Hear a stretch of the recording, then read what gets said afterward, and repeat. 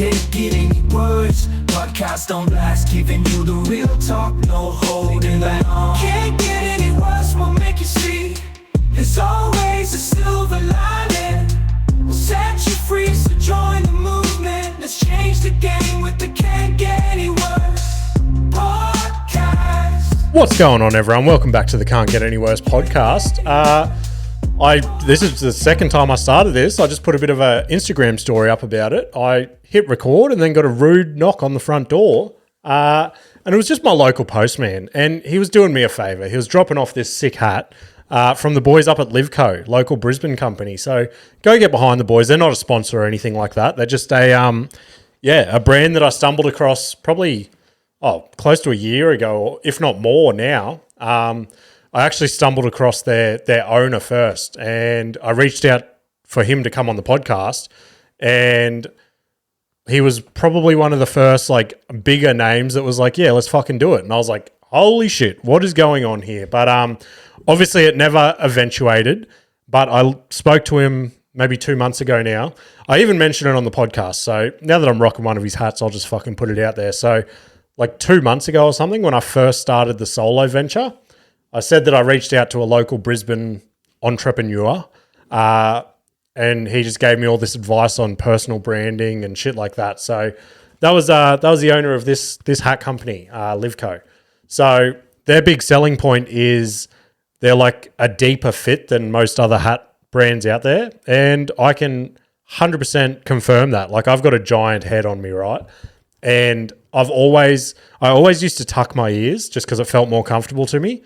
But I don't know, like, I was always a New Era fan, right? And I don't know if they changed over time or whether my head just got bigger, but my ears slowly could not be tucked anymore. So the last, 2 years, whenever I've worn a hat, my ears have been out, which I don't really feel comfortable with, right? I look like a big fucking Dumbo-looking character. So, yeah, go hit up the boys. Again, not a sponsor. I don't even know if they want to be associated with this podcast, but whatever. He said he's going to come on eventually, so I'm sure he will be stoked that I'm giving it a plug. But yeah, what else? Well, let's tie that in. Let's tie that in a little bit. So if you do follow me on Instagram or even Facebook, whatever, at Jimmy Misson, I've tried, obviously, with this whole personal branding shit. I hate it, but it's part of the game.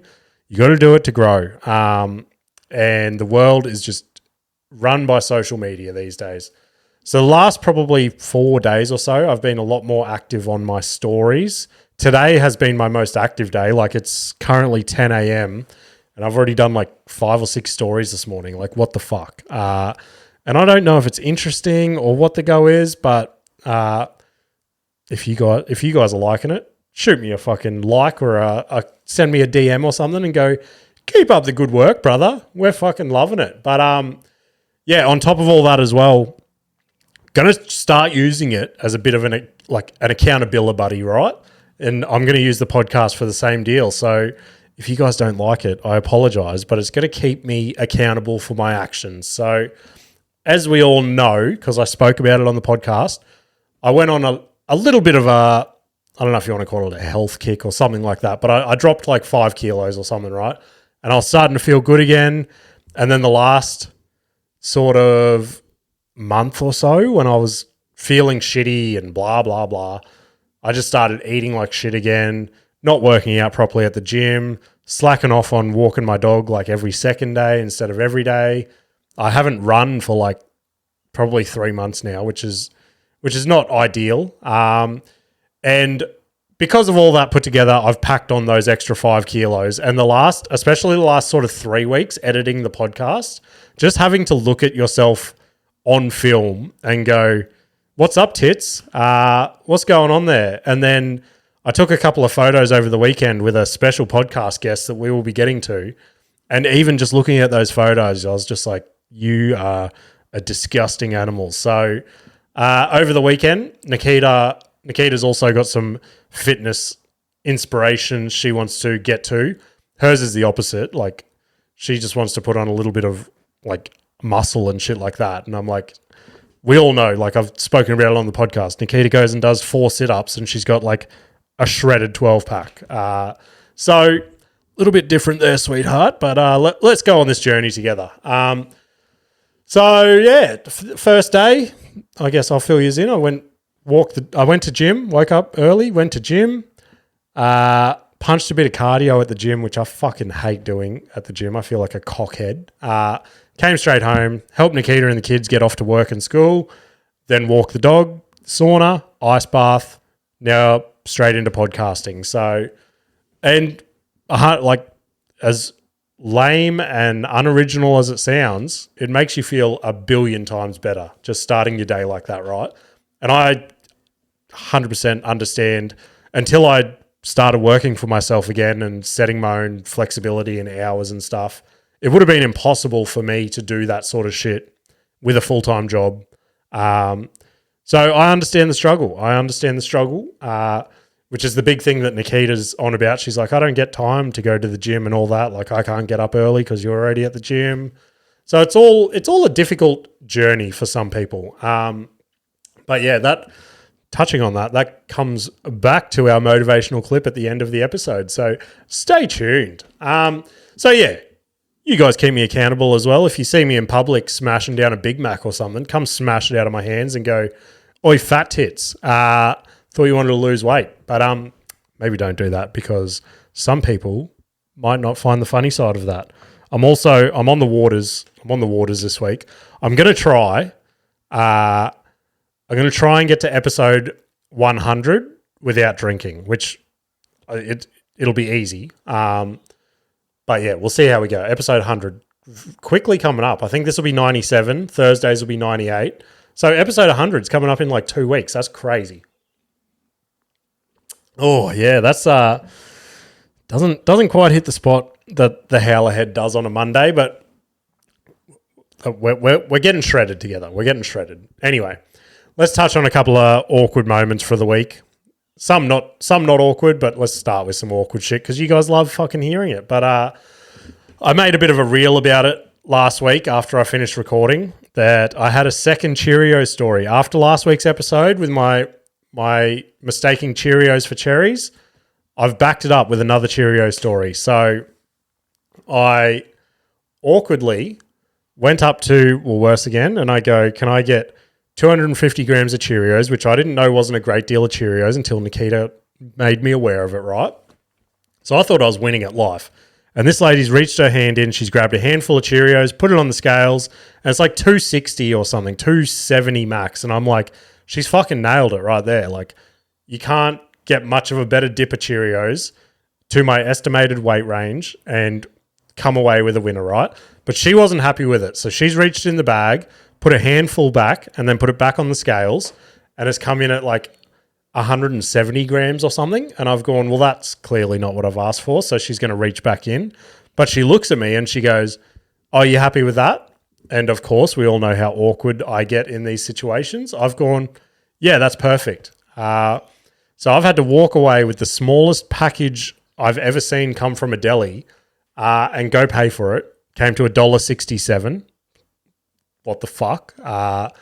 And then drove that home and explained to my wife and children what I'd done. And we unwrapped the packaging and there was 4 sad Cheerios in there, which obviously that's not enough for anyone if you're a fan of Cheerios, which now that I'm older, they're pretty disgusting now that you know how they're made and what's in them and stuff. But hey, judge the fuck out of me. My kids love them. I loved them when I was a kid. And every now and then, just between you and me, I sneak one from the bag, smother it in tomato sauce and smash that. So not anymore though. Accountability. This episode should be called Accountability. Yeah, it's probably not the greatest episode title now that I think about it. But anyway, on to the next one. Yesterday, I bought my tools around home because we're going to renovate the studio again. Not majorly, just a couple of little additions here and there to maximize the space and future-proof for a couple of little things, right? Nothing really that cool, but things I've wanted to do for a while and just going to get in and get it done, right? So I bought all my tools around home, and I've got what are they called? I forget exactly what they're called, but it's basically like all tradies these days. They have the big wheelie box at the bottom, and then you stack all your other boxes on top. There's a pack out kit. That's it, a pack out kit. So I've got a pack out kit, and it's on wheels, and I've wheeled it off my ute into the backyard yesterday, and it started to look like it was going to rain. So I've gone, oh, fuck. I'm going to go wheel that undercover so my tools don't get wrecked. And as I've walked into the backyard, Parker is running around with a fishing rod, and I've snapped for whatever reason. I've gone, oh, it's my good fishing rod. Meanwhile, I haven't gone fishing for 7 years. And even when I did dabble in fishing, I caught fuck all. And Nikita, the one time I did catch a catfish, Nikita had to unhook it. I think we even spoke about that in the past. But yeah, I'm by no means a fisherman. Sorry. But I don't know. I was just like, that's my good fucking rod. But anyway, Parker was playing with it. Nikita goes, I got it out of the shed for him. You don't fucking use it. Someone might as well use it. And I was like, fine, whatever. Let's fucking let kids play with fishing rods these days.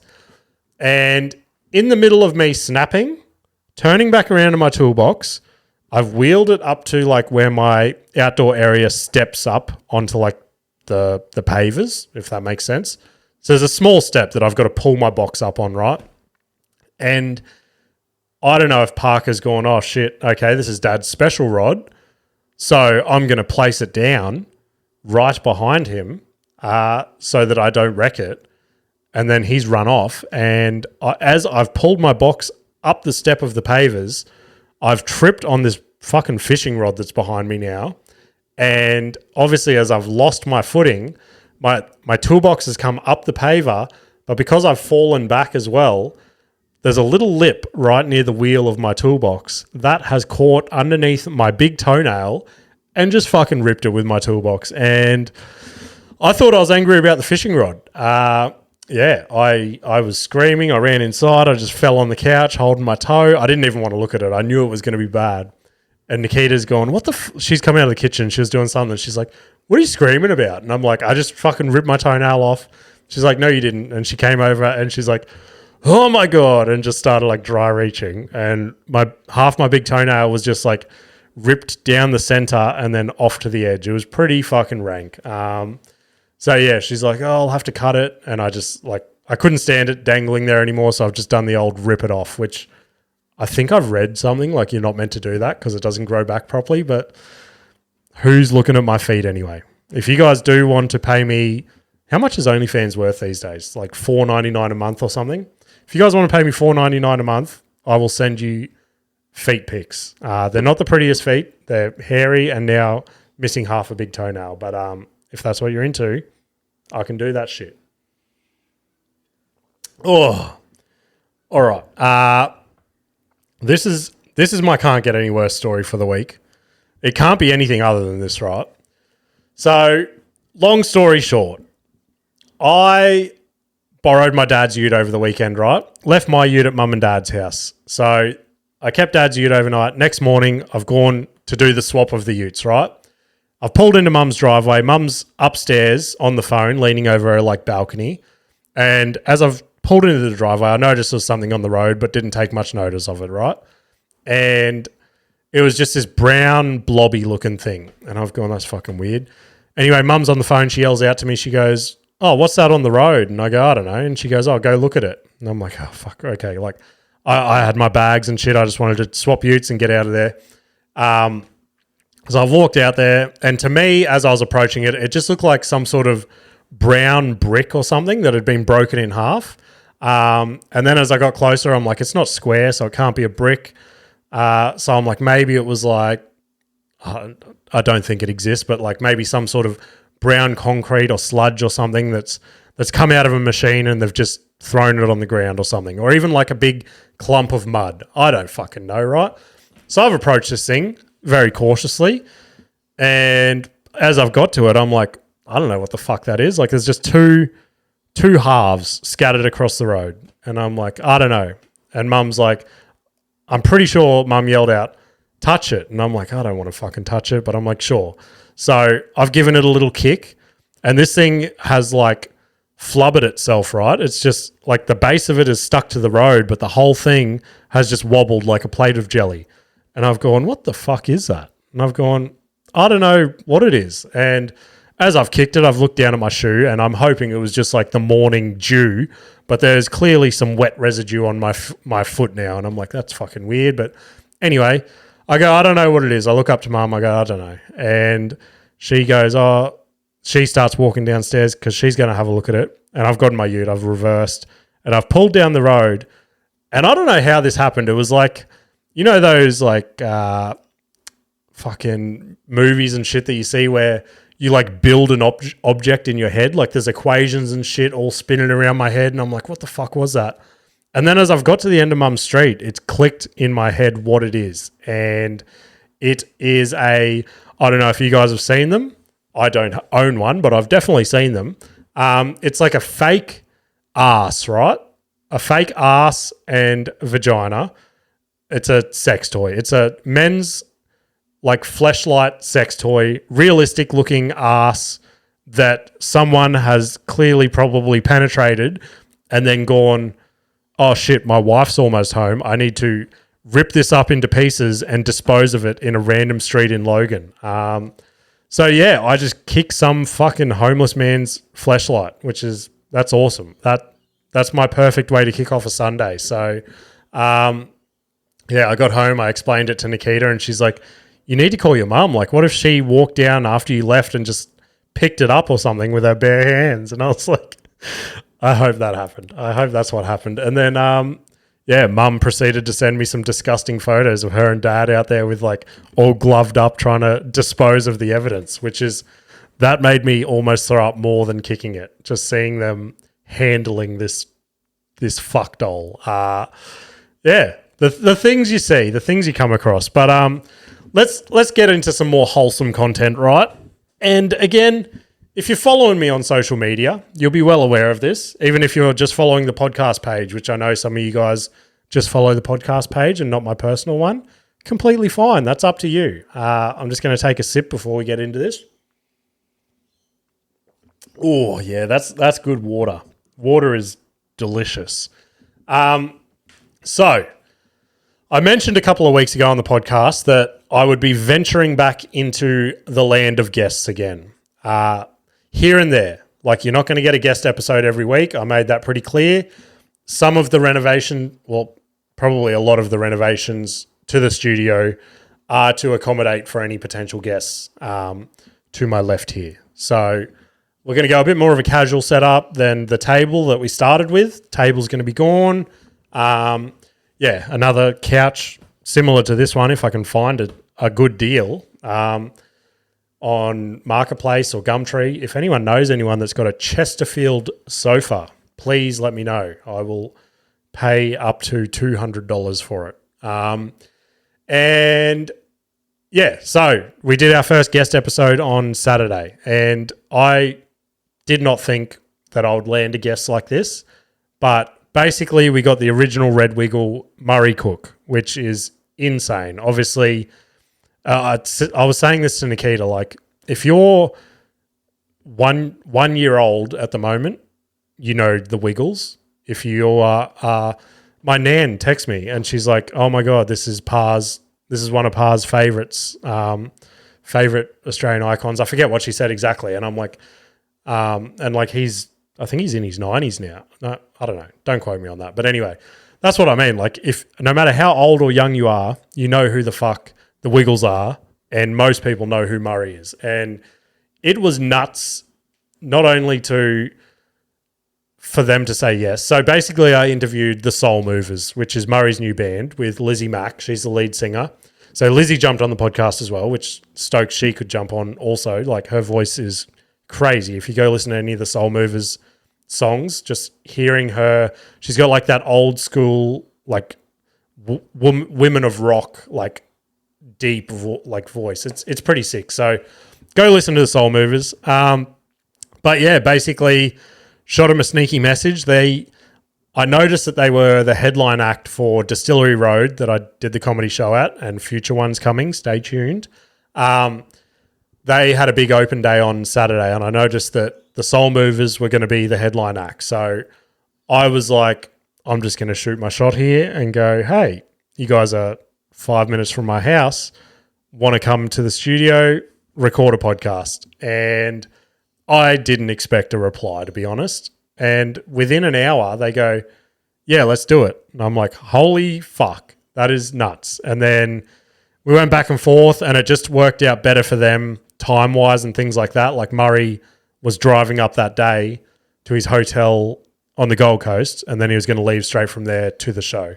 So they go, if you can be at the hotel at this time on Saturday, we'll give you some time and we'll record a podcast and we'll go from there. So that episode will be dropping this Thursday. And it was just nuts to hear, not only meet him in person, but just hear some stories from him, things like that. Like he really, I don't know. I don't know how to say it, but I feel like he opened up a lot more than I expected him to. And when I hit like stop on recording, they both said, they're like, that was actually a lot better than we prepared ourselves for, which I was stoked to hear. And I haven't listened to the episode in its entirety yet, but I was obviously nervous as fuck. And I think you could tell that at the start. Like I was stressing from the whole week that I knew I was going to be doing it. I'm like, what do you even talk to them about? Like, obviously, I had a million Wiggles questions, but I'm like, no, they're coming on as the Soul Movers. So I want to include like Lizzie and the Soul Movers as much as I could. I felt like I did that pretty well, but they were both like including the Wiggles a lot more than I was expecting as well. So I don't even know how the episodes really come out yet. Again, your boy here's fumbled it and fucked up a little bit of the audio quality. For whatever reason, I wore headphones throughout the episode to try and pick up any issues that might happen. But for whatever reason, Lizzie's microphone was not quite as loud as mine and Murray's. So we've got our ex-co-host of the show, Adrian. Shout out to Adrian. He's doing us a favor and he's going in the back end of the audio and he's like boosting all their levels. I don't know what exactly he's doing, but he's saving my ass yet again.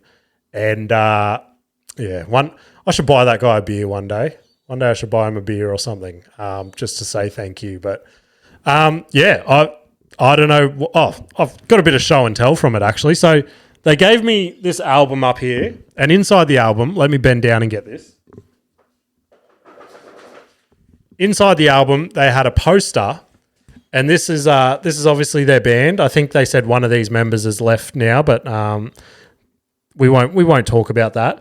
But yeah, they gave me this poster. They both signed it. And up here, obviously I find this, obviously some of you guys are going to be like, it's the original Red Wiggle. Who gives a fuck? Like it's not the 90s or the early 2000s anymore. But I mean, it's probably the most interaction I've had on my Instagram and stuff from even people in the comedy scene that don't normally talk to me.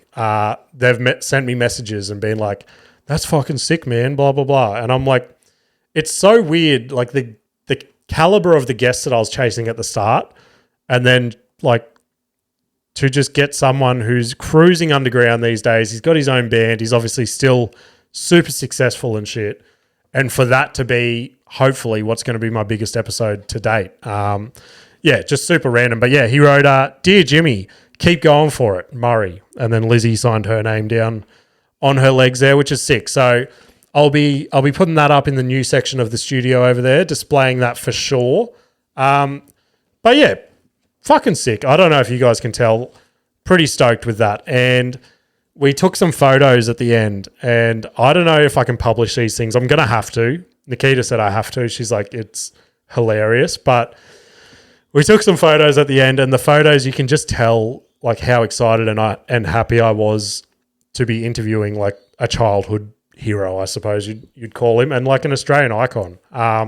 Because the grin on my face, my eyes aren't even open. That's how wide my smile is.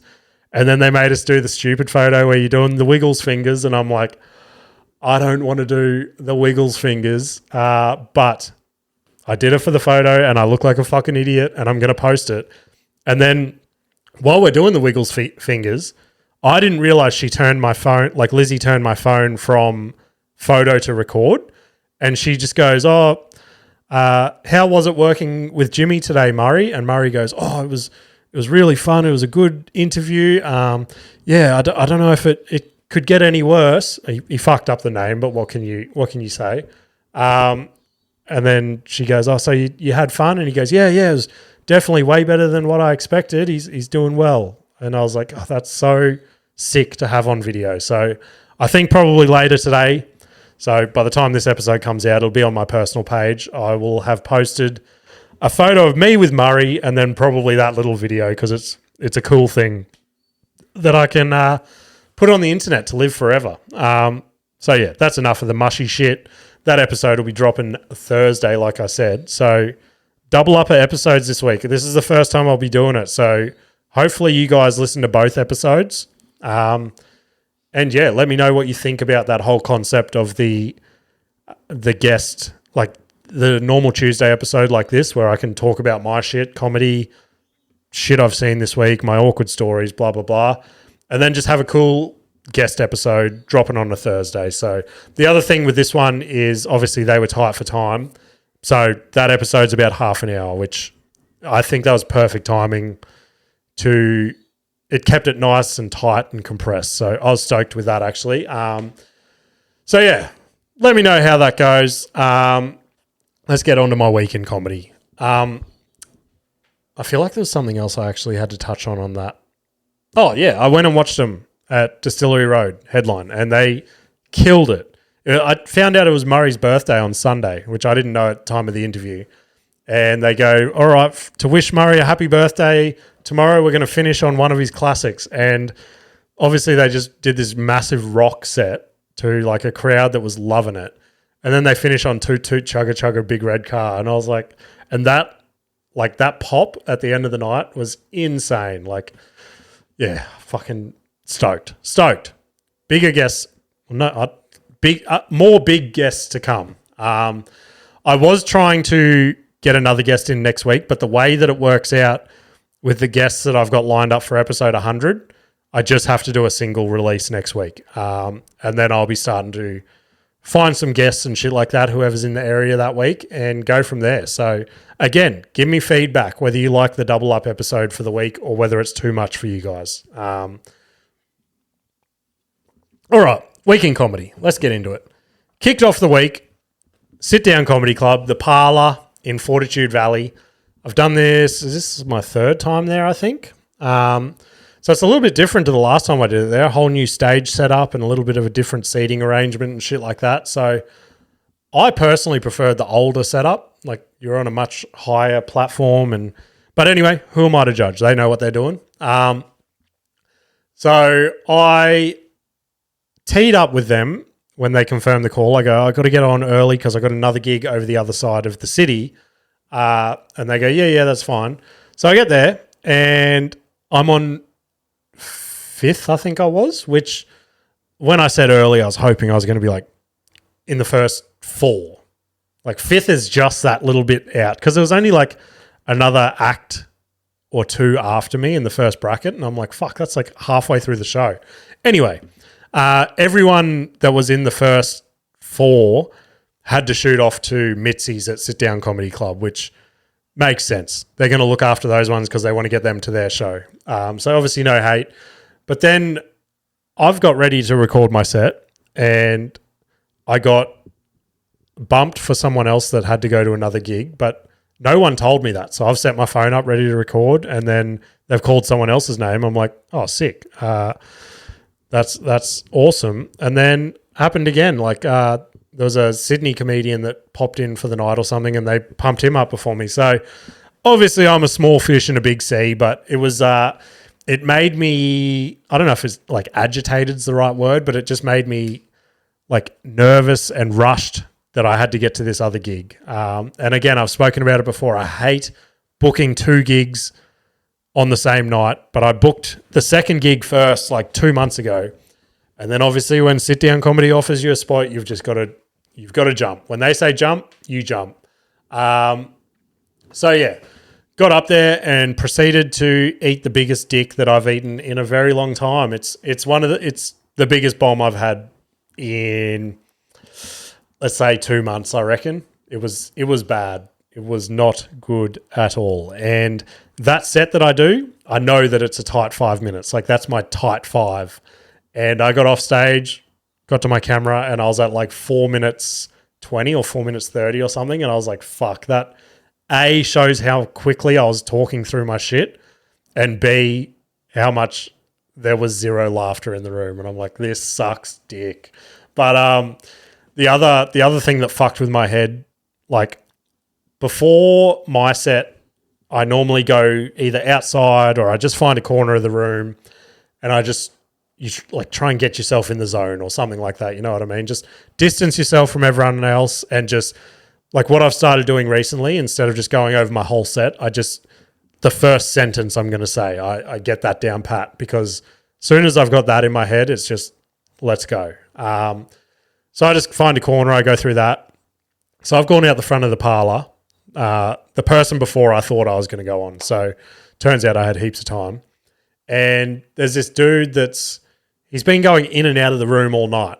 And he's somewhat youngish, and just full of confidence, just full of beans and full of confidence. And I've gone, mate, I'm about to get on stage. I don't need this right now. And he's seen me walk outside. So he's followed me outside and he's gone, oh, hey, mate, are you a comedian? And I'm like, oh, yeah, trying to be. And he's like, oh, that's cool. I've been signing up for this show for like 2 months. They won't put me on, blah, blah, blah. And I'm like, oh, like join the Brisbane comedy page. He's like, oh, what's that? And I had to explain to him there's a comedy page. Open mics get posted on there like daily. There's comedy every night of the week from Brisbane to the Gold Coast. You'll find a gig. And he's gone, oh, okay, sick. Thank you so much, blah, blah, blah. And then he's gone, do you mind if I do my 5 minutes for you so I can see if you think it's funny? And I've stopped him. I've gone, mate, I'm not a professional comedian. And then he started to tell me how he's into like politics, and I think he said he was like studying to be a doctor or something like that. And I'm like, also, I'm what they refer to as like a dirty comedian. Like all my jokes are just bottom of the barrel, dick jokes. Every joke finishes in my asshole or my dick. Finishes in my asshole or my dick. That could be an episode title, but I don't want to call it that the week that I have a Wiggles episode coming out. Why is my brain doing this to me? Anyway, so he goes, no, it's all good. Like some of my stuff's dirty as well. And I'm like, okay. And he's like, here, I'll just do it for you. And I've gone, fuck. So I've had to stand out the front of this place while this dude who hasn't done a comedy set yet, and obviously nothing against anyone who's thinking about doing it, but yeah, I'm about to go on stage. B, I'm not a professional comedian, and C, like, I don't know, it felt weird. So I've had to awkwardly stand there with this big grin on my face, like the photo with Murray, and just like when he got to what he had down as a punchline, I had to be like, oh yeah, that's good. And then, so he gave me my own 5 minute solo show out the front of the parlor. So yeah, wasn't great for me. So hopefully he gets up at a gig soon. And I said that, I go, look, I wrote for like a year before I even got on stage, and I wish I didn't, because all that shit just ended up in the bin. Like, you truly don't know what's funny until you're in a crowd of people and then they tell you if it's funny or not. And even if that crowd says it's not funny and then you try it somewhere else and it's funny there, then you've got to play with it and find what parts are funny and what parts not. Like everyone's like, oh, I could do comedy, but it's a bit of an intricate game when you get into it. Like just the way you mess with one sentence to make it funnier is insane. I'm a bit of a wordsmith. I'm a bit of a, I don't know where I was going with that. But anyway, bombed my dick off there, and I've messaged the group chat for the other one. I've gone, this is the story. This is what's happened. I might be late. I am so sorry. I hate doing this. And they reply with TikTok. And I've gone, oh, that's not what I fucking needed. Now there's so much more pressure and anxiety on me. Finish my set, sprint to my car, drive over there, and I get there the person before I'm about to get on, right? Now, it's the Mix Bar at Woolloongabba, run by Chris Walters, friend of the show, been on before. And yeah, I haven't. It's like a competition on the night, right? And I've never made it through to the final. And I got there, and like I said, just come off a terrible set, and I was so in my head, and I was not keen to get up and perform, if that makes sense. Even though every opportunity I get, I should be grasping with straw. Like, what's that fucking saying? I don't know. Anyway, I get on stage, and this bad juju has followed me to this gig, and I don't know why I've just forgotten all my jokes. Like, there were 3 jokes that I legit got a couple words into, and something happened in the crowd, and it's thrown me off, and I've gone, I don't even, like, I've said out loud to the crowd, I'm like, I don't even remember how this goes. But so I fumbled my set, right? But there were three big like crowd work moments, and obviously I'm not known to be a crowd work comedian, and I fucking wish that I set my camera up, especially for one of these moments. And I think that's what got the crowd for me in the end. The crowd work moments got these massive laughs and this big pop, and I don't know how like this flow came out of me, just bouncing off what was happening and what the crowd was saying to me. I don't know what happened. It was like the comedy gods were like, all right, we've kicked him in the dick enough tonight. Let's give him a little bit of a win here. And judging came around, and a bit more show and tell for you. Are you ready? He won the fucking crown. He won the crown on the night. So I think technically speaking, I'm this week's king of comedy for Viveco. So I don't want to say I've been running around the house this week saying I'm the king of comedy, but if I had been, my wife would definitely be saying, shut the fuck up. No, you're not. So, that'll be, again, going up in the new section of the studio eventually, because you get to keep these bad boys, which is another sick thing. So, big things coming with the renos in here soon. More displays, things like that. Tell me, I need genuine feedback on this, right? Almost because I've started posting on YouTube Shorts lately, right? And we're getting pretty big view numbers on there, but almost every video I post, there's someone in the comments that's like, obviously Bill Cosby is right behind me in every clip. And don't get me wrong, I know this dude has done some bad shit, right?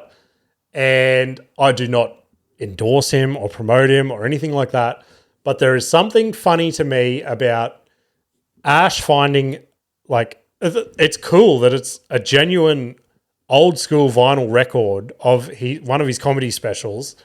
So that's cool in itself to me. And then Ash finding it in his ceiling when he was moving house and then gifting it to me on the podcast. Like, I just feel like it has, and we touch on this again in Murray's episode about them recording in studios in America and stuff like that, and feeling that energy and vibe in the room. And like everything on that shelf back there's like a little memory from one night of recording the podcast that's like encapsulated in that. And like, I don't know. I don't know whether to just keep saying to the comments, like, shut the fuck up. I'm like not a Bill Cosby supporter, blah, blah, blah.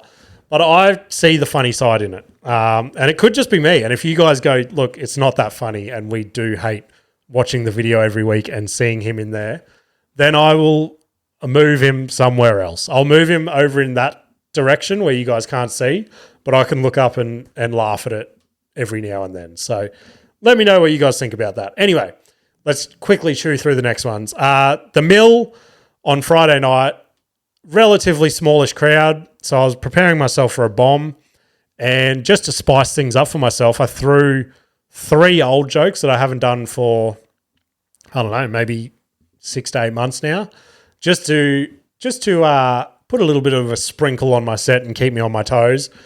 And those 3, I like reworked them a little bit on the fly, and I was pretty happy with how they came out, considering crowd size and things like that. But I had a relatively good set, a tiny bit of crowd work again. Like, some people were coming and going throughout the night, and one dude left half a beer on the table. I'm like, who the fuck leaves half a beer? Like, that's $6 worth of beer sitting over there. If no one here finishes that while I'm up here, I'm going to go and like slam the whole thing. That got a pretty good laugh. One of those things where you had to be in the room. But the thing for that night, I've been having like bad memory issues the last couple of weeks, right? And I think it's just like probably the stress of my day job and everything like that at the moment. And the MC comes up to me, Liam Daly. I've seen this bloke possibly the most out of everyone in the comedy scene. Like, he's around every night of the week, Brisbane to Gold Coast, right? And he runs this room and he goes, oh, would you be able to back announce me? And I've gone, yeah, okay, no worries.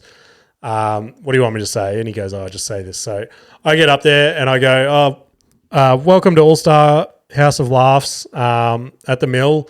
Can we all put our hands together for, I don't know why the fuck my brain's done this. I've forgotten his fucking last name. I've gone, Liam, and then just started clapping myself. And like, then luckily the room started clapping him. I'm like, how the fuck do you forget someone's name that you've seen so many times? I was like, oh, I'm so sorry. I don't know what has happened there. But last gig for the week, Big Fork Theatre last night.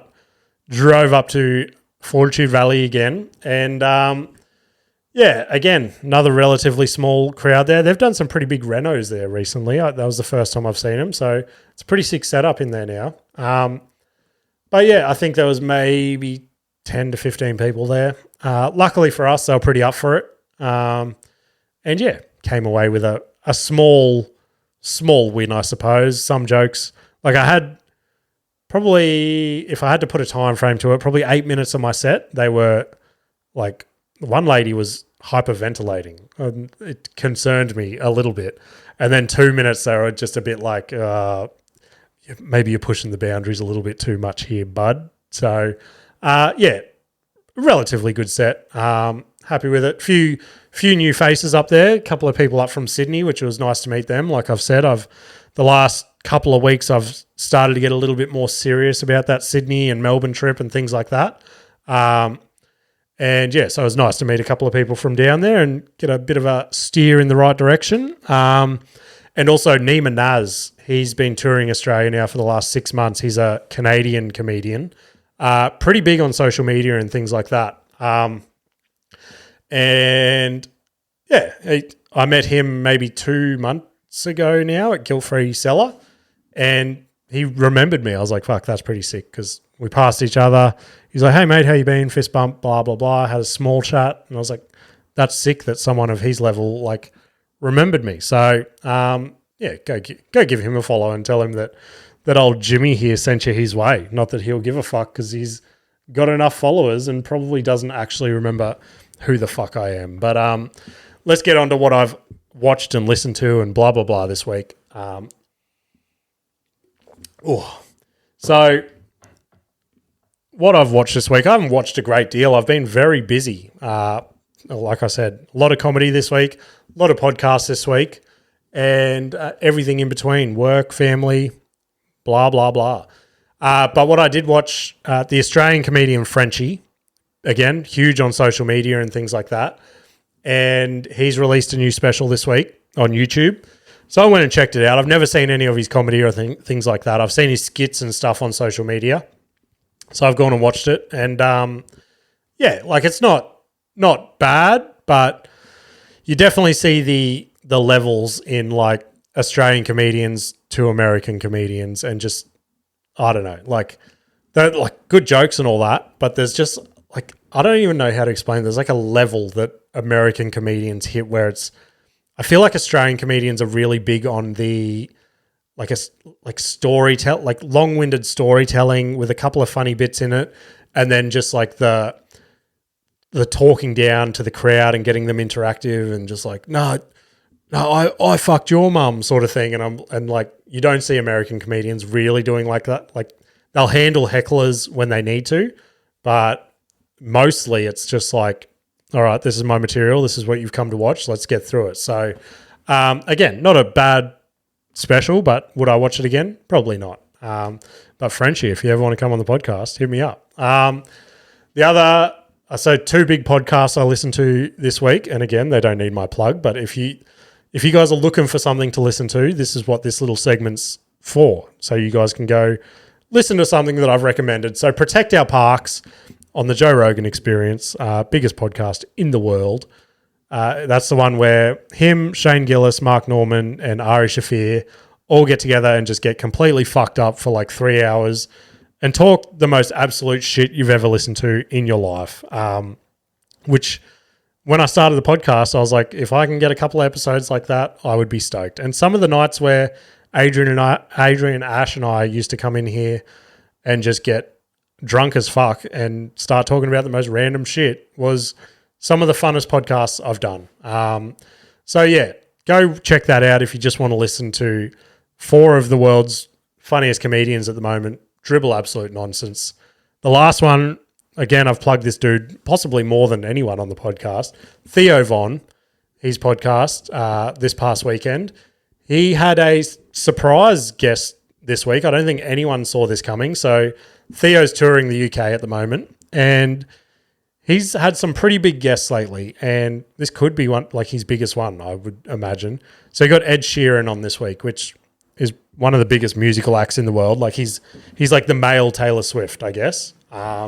Seems to sell out whatever he wants to, and I suppose he's on like a bit of a hiatus at the moment. Like he's hit that next level of his life. He's had like kids and he's got a wife and things like that. So he's sort of stepped away from the limelight, I suppose you'd say. And yeah, he jumped on there and they had a pretty cool chat. And I think Theo has this cool thing where he can like take these major celebrities and just through how like normal and natural and crazy he is, just make them open up and have a sick convo. So yeah, go check that one out as well. And song this week, I haven't been able to stop listening to this one. I'm a huge Amy Shark fan, right? Gold Coast girl, again. Fingers crossed podcast one day. She released a new song called Two Friends, and there's a part at the end of this song that I just have not been able to stop listening to. And yeah, I'm not going to try and imitate it, but go give it a listen. Let me know what you think. The last thing I wanted to touch on this week was UFC 303. Happened yesterday. Like we spoke about for the last couple of weeks, this card fell to pieces, and even a fraction of yesterday's fell to pieces. We'll get to it. Oh, yeah. Really hitting the spot. So Alex Pereira, I don't think any of us really thought he wasn't going to get it done. But yeah, came away with a second round knockout over Yuri Pahacha. Yeah, like I said, not surprised. And Sportsbet gave me a bonus bet. They sent me an email. They go, hey, we've left you a sneaky bonus bet. And guess who put that bonus bet on second round knockout? I didn't, like the odds were first round knockout, like they were the better odds. And I'm like, nah, I think he'll just play with him a little bit in the first round and then go for it in the second. Boom. So I turned a bonus bet into like, I don't know, $50 or something. So pretty stoked.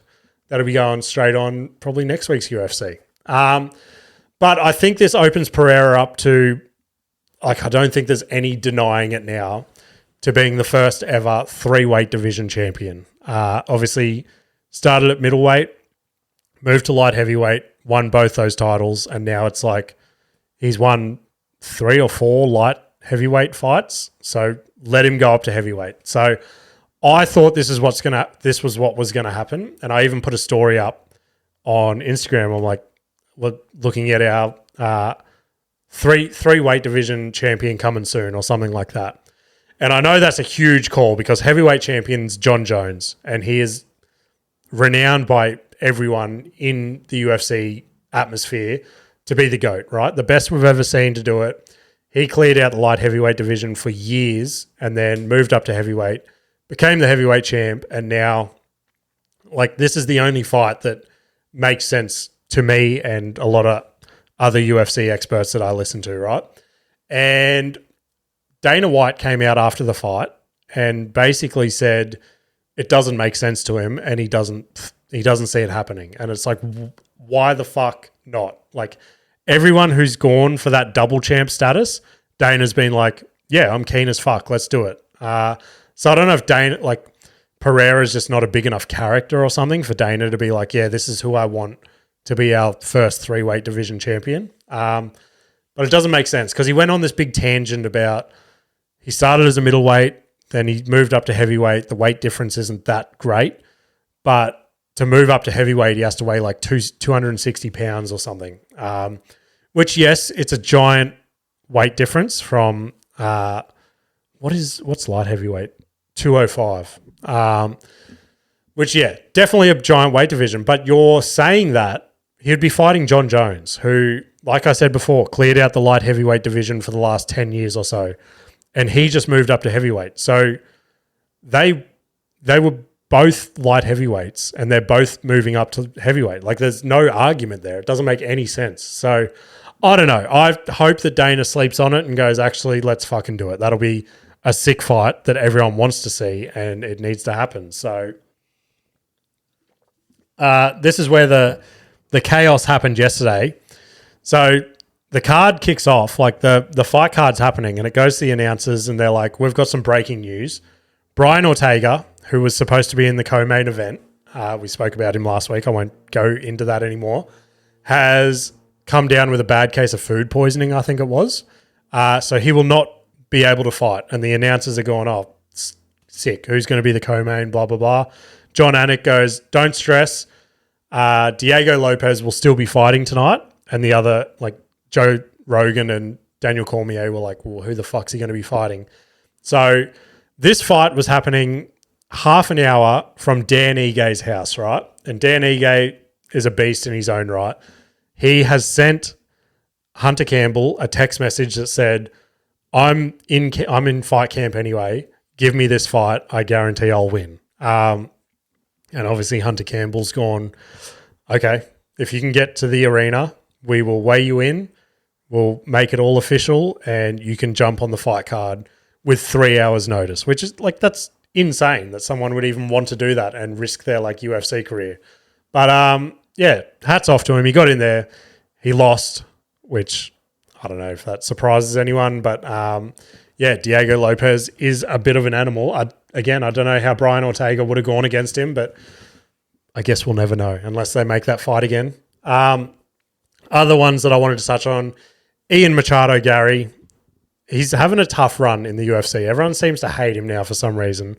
And yeah, he came away with a unanimous decision over Michael Venom Page, which it was a bit of a boring fight.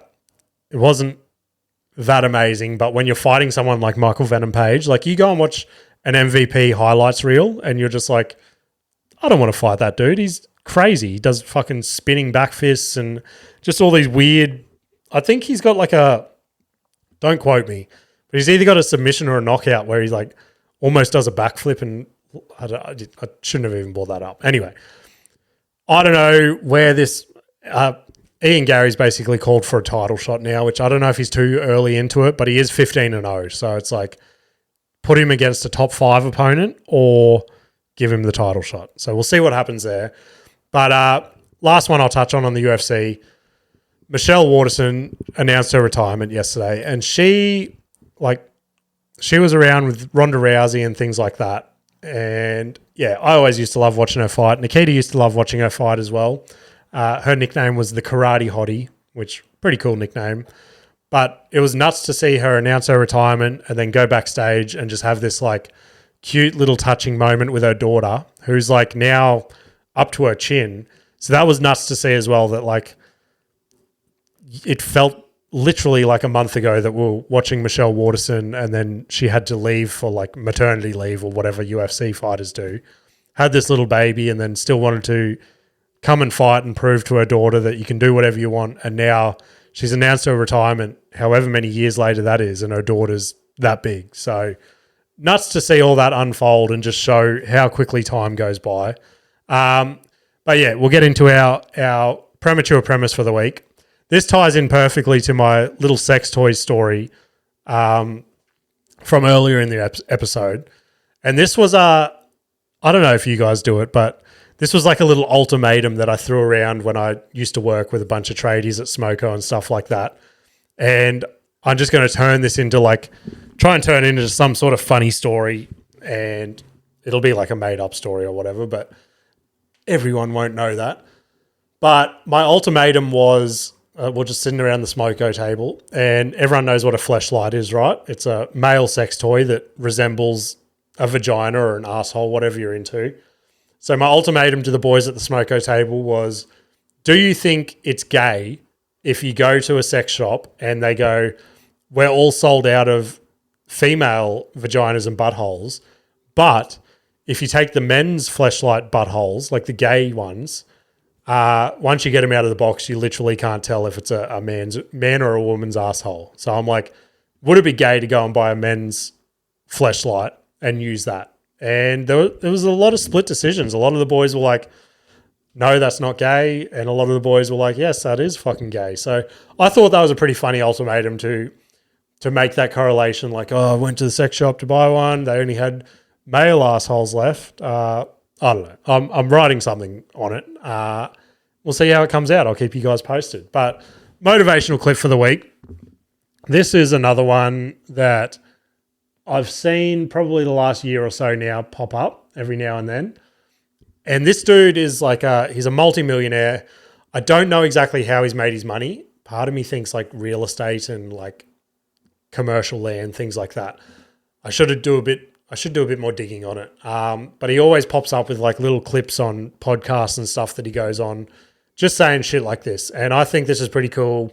I spoke a couple of weeks ago how like I want to try and give back in some way. And literally what he says here is something that I would love to eventually do in some shape or form. So let's hit play. Anytime I see a guy in work boots trying to buy lunch at a gas station, no, cowboy, I'm buying that lunch. Thank you. Thank you. And any chance I get. And me and Thomas were just talking about, that's my YouTube manager, we're just talking about a campaign we want to do called Buy the Man a Beer. Anytime you see a man in boots, whatever he's buying at the counter, swipe it. Thank you, bro. Thank you for everything you do. So I just thought that was pretty cool that like someone with that amount of money like knows how hard it is to be like a tradie or like a working class man, I guess. You don't even have to be a tradie, just someone who busts your ring all day, every day to make that small paycheck at the end of the week. Just to have someone come and pay for your lunch or something, that would be being a tradie, that would be an amazing feeling. Like it's all those videos that you see of people going and paying for people's fuel and groceries and shit like that. So I just thought that was pretty cool.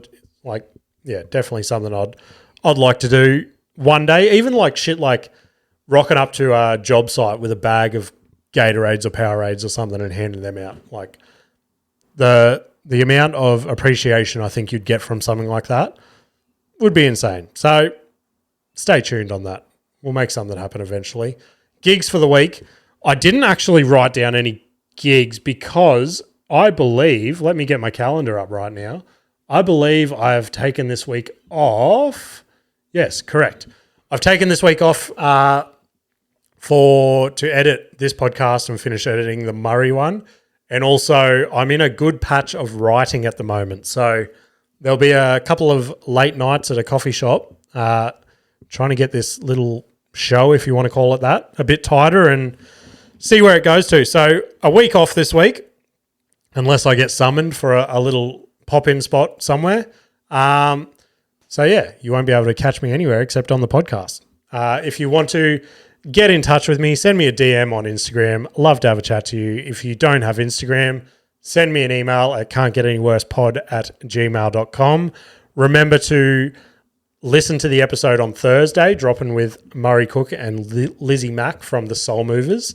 Let me know your thoughts on that episode. And until then, I will see you later. Can't get any worse, we'll make you see.